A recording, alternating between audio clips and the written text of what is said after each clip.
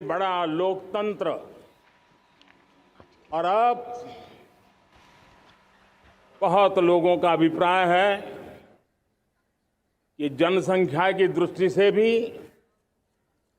हम विश्व में नंबर 1 पर है। इतना बड़ा विशाल देश, 140 करोड़ देश कि मेरे भाई बहन, मेरे परिवारजन आज आजादी का पर्व मना रहे हैं। मैं देश के कोटि कोटि जनों को, देश और दुनिया में भारत को प्यार करने वाले, भारत का सम्मान करने वाले, भारत का गौरव करने वाले कोटि कोटि जनों को आजादी के इस महान पवित्र पर्व की अनेक अनेक शुभकामनाएं देता हूं। मेरे प्यारे परिवारजन, पूज्य बापू के नेतृत्व में सहयोग का आंदोलन, सत्याग्रह की मूवमेंट और भगत सिंह, सुखदेव, राजगुरु जैसे अनगिनत वीरों का बलिदान, उस पीढ़ी में शायद ही कोई व्यक्ति होगा जिसने देश की आजादी में अपना योगदान न दिया हो। मैं आज देश की आजादी के जंग में जिन जिन ने योगदान दिया है, बलिदान दिए हैं, त्याग किया है, तपस्या की है, उन सबको आदरपूर्वक नमन करता हूं, उनका अभिनंदन करता हूं। आज 15 अगस्त महान क्रांतिकारी और अध्यात्म जीवन के ऋषितुल्य प्रणेता श्री अरबिंदो की 150वीं जयंती पूर्ण हो रही है। ये वर्ष स्वामी दयानंद सरस्वती के 150वीं जयंती का वर्ष है। ये वर्ष रानी दुर्गावती के 500वीं जन्मशती का बहुत ही पवित्र अवसर है, जो पूरा देश बड़े धामधूम से मनाने वाला है। ये वर्ष मीराबाई, भक्ति योग की सिरमौर मीराबाई के 525 वर्ष का भी ये पावन पर्व है। ये बार जो 26 जनवरी हम मनाएंगे वो हमारे गणतंत्र दिवस की 75वीं वर्षगांठ होगी। अनेक प्रकार से अनेक अवसर, अनेक संभावनाएं राष्ट्र निर्माण में जुटे रहने के लिए पल पल नई प्रेरणा, पल पल नई चेतना, पल पल सपने, पल पल संकल्प, शायद इससे बड़ा कोई अवसर नहीं हो सकता। मेरे प्यारे परिवारजन,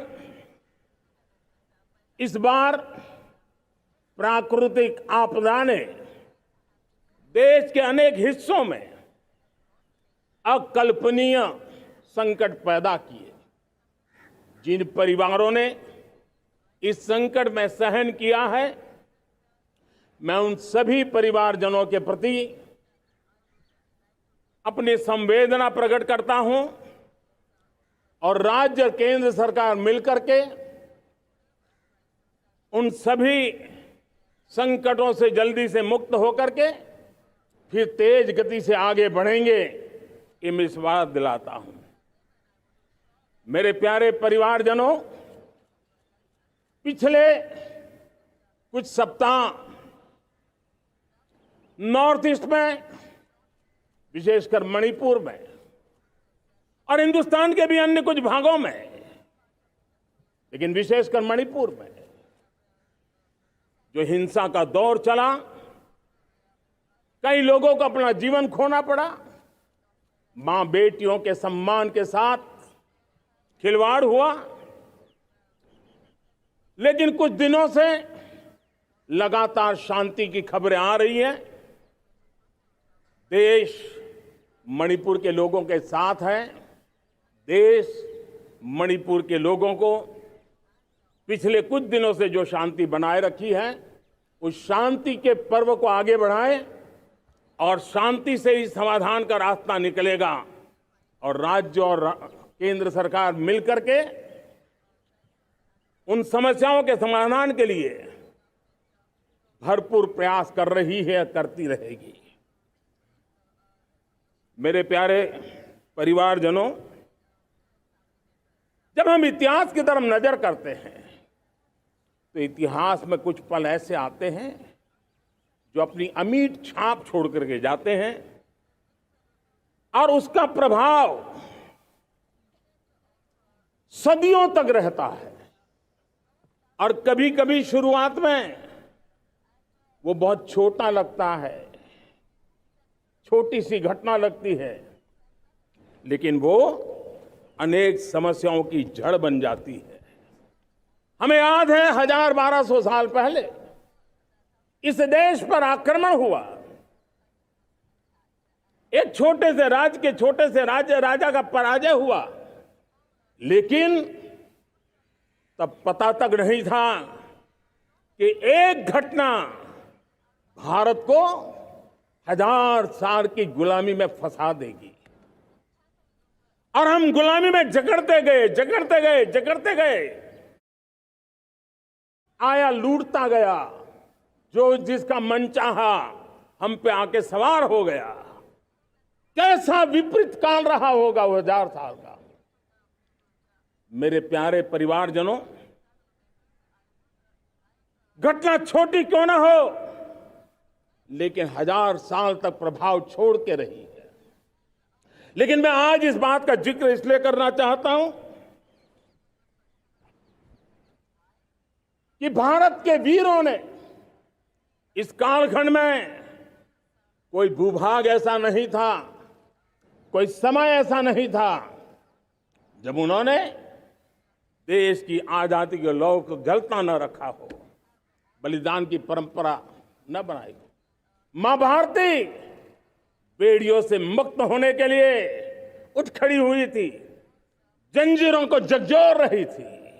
और देश की नारी शक्ति, देश की युवा शक्ति, देश के किसान, देश के गांव के लोग, मजदूर, कोई हिंदुस्तानी ऐसा नहीं था जो आजादी के सपने को लेकर के जीता न हो। आजादी को पाने के लिए मर मिटने के लिए तैयार होने वालों की एक बड़ी फौज तैयार हो गई थी। जेलों में जवानी खपाने वाले अनेक महापुरुष हमारे देश की आजादी को, इन गुलामी की बेड़ियों को तोड़ने के लिए लगे हुए थे। मेरे प्यारे परिवारजनों,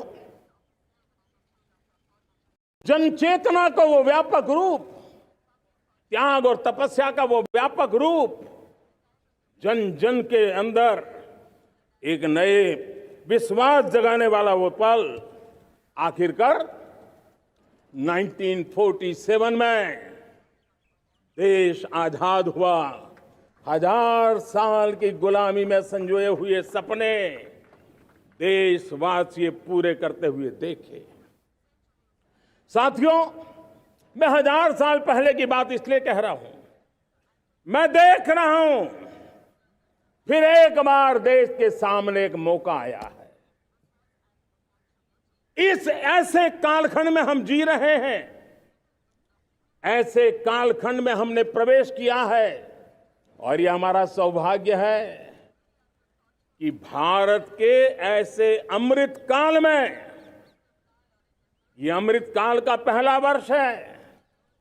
या तो हम जवानी में जी रहे हैं या हम मां भारती की गोद में जन्म ले चुके हैं। और ये कालखंड, मेरे शब्द लिख करके रखिए मेरे प्यारे परिवारजनों, इस कालखंड में जो हम करेंगे, जो कदम उठाएंगे, जितना त्याग करेंगे, तपस्या करेंगे, सर्वजन हिताय सर्वजन सुखाय, एक के बाद एक फैसले लेंगे, आने वाले 1000 साल का देश का स्वर्णिम इतिहास उससे अंकुरित होने वाला है। इस कालखंड में होने वाली घटनाएं आगामी 1000 साल के लिए इसका प्रभाव पैदा करने वाली है। गुलामी की मानसिकता से बाहर निकला हुआ देश पंच प्राण को समर्पित होकर के एक नए आत्मविश्वास के साथ आज आगे बढ़ रहा है। नए संकल्पों को सिद्ध करने के लिए वो जी जान से जुड़ रहा है। मेरी भारत माता, जो कभी ऊर्जा का सामर्थ्य था लेकिन राख के ढेर में दबी पड़ी थी, वो भारत मां 140 करोड़ देशवासियों के पुरुषार्थ है। उनकी चेतना से, उनकी ऊर्जा से फिर एक बार जागृत हो चुकी है। मां भारती जागृत हो चुकी है और मैं साफ देख रहा हूं दोस्तों, यही कालखंड है। पिछले 9-10 साल हमने अनुभव किया है, विश्व भर में भारत की चेतना के प्रति, भारत के सामर्थ्य प्रति एक नया आकर्षण, नया विश्वास, नई आशा पैदा हुई है। और ये प्रकाश पुंज जो भारत से उठा है, वो विश्व को उसमें अपने लिए ज्योति नजर आ रही है। विश्व को एक नया विश्वास पैदा हो रहा है। हमारा सौभाग्य है, कुछ ऐसी चीजें हमारे पास हैं जो हमारे पूर्वजों ने हमें विरासत में दी है और वर्तमान कालखंड ने गढ़ी है। आज हमारे पास डेमोग्राफी